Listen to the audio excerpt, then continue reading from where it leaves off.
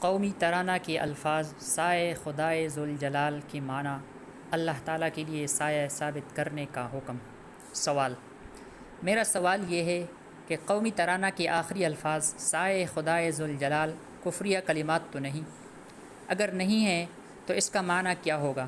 کہیں ترانے کے ان الفاظ سے اللہ تعالیٰ کے لیے سایہ کا ادراک تو لازم نہیں آتا؟ نمبر 2، دوسرا سوال، عقائد کے لحاظ سے اللہ تبارک و تعالیٰ کے لیے سایہ کا تصور کیسا ہے؟ جواب، نمبر 1، سایہ کا لفظ اردو اور فارسی زبان میں مستعمل ایک معروف و مشہور لفظ ہے۔ لغت میں سایہ کے کئی معنی آتے ہیں: پرچھائی، پرتو، پناہ، حفاظت، حمایت وغیرہ۔ حدیث مبارک میں بھی سایہ کی نسبت اللہ تعالیٰ کی طرف کی گئی ہے۔ چنانچہ رسول اللہ صلی اللہ علیہ وسلم نے فرمایا، 7 طرح کے لوگوں کو اللہ تعالیٰ اپنے سایہ میں اس دن جگہ دے گا جس دن اس کے سایہ کے سوا کوئی اور سایہ نہ ہوگا۔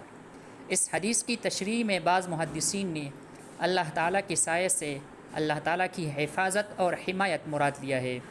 مذکورہ تفصیل کی روح سے پاکستان کے قومی ترانہ کے الفاظ سایہ خدائے ذوالجلال کفریہ کلمات نہیں ہیں، بلکہ دعائیہ کلمات ہیں، جن کا مطلب یہ ہے کہ یہ مملکت پاکستان ہمیشہ اللہ تعالیٰ کی حفاظت میں رہے، لہٰذا اس جملہ کو کفریہ سمجھنا غلط ہے، اور اس جملہ سے اللہ تعالیٰ کے سایہ کا ادراک بھی لازم نہیں آتا۔ دوسرے سوال کا جواب یہ ہے کہ اللہ رب العزت کی ذات مجسم نہیں ہے، یعنی ان کا جسم نہیں ہوتا، جسم سے اللہ تعالیٰ پاک ہیں۔ باری تعالیٰ کی ذات جسم سے پاک ہے، اسی طرح اللہ جل شانہ کی ذات ہر اس چیز سے بھی پاک ہے جس کا انسان محتاج ہوتا ہے۔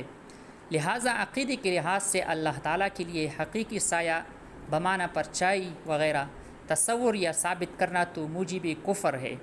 البتہ سایہ کا وہ معنی جو پہلے جزء میں ذکر کیا گیا ہے، اللہ تعالیٰ کے لیے مراد لینا بلا شبہ درست ہے۔